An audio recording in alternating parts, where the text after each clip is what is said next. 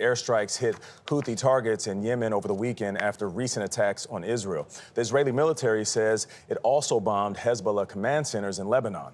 Hezbollah's longtime leader was among the dozens of people who were killed. MTS Tayyab reports from the Lebanese capital of Beirut. It was in these massive Israeli airstrikes on Friday night that Hezbollah leader Hassan Nasrallah was assassinated, triggering a major escalation of violence.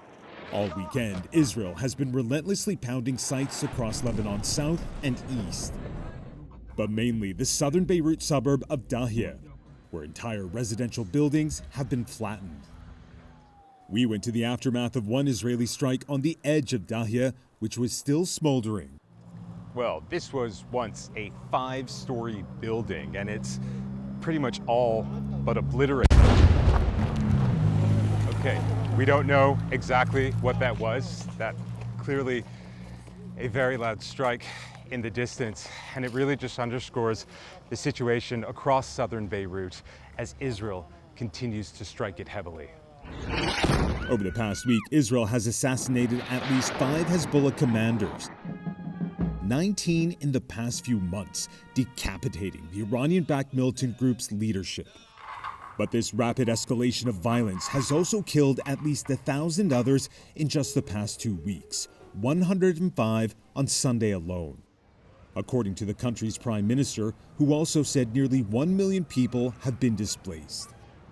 At Beirut's iconic Blue Mosque, some families, many with young children, have come here desperate for safety. Well, this place of worship has really become a refuge for those who have fled Israel's bombing, telling us that they would rather sleep here out in the open than go back to their neighborhoods until they know it's safe. Like Samar al-Atrash and her 3 children, who left their home in Dahia with little more than the clothes on their backs. I told my kids it's scary and that we can't go home, she says. I'm only telling them a little at a time so I don't traumatize them.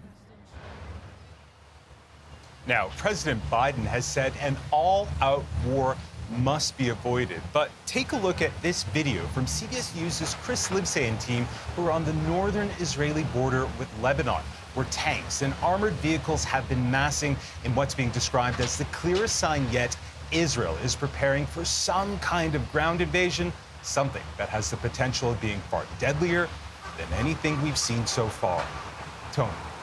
Yeah, if Hezbollah thought that Israel was going to graciously take a year full of rockets, Hezbollah miscalculated. MTS Tayyab in Lebanon. MTS, thank you very much.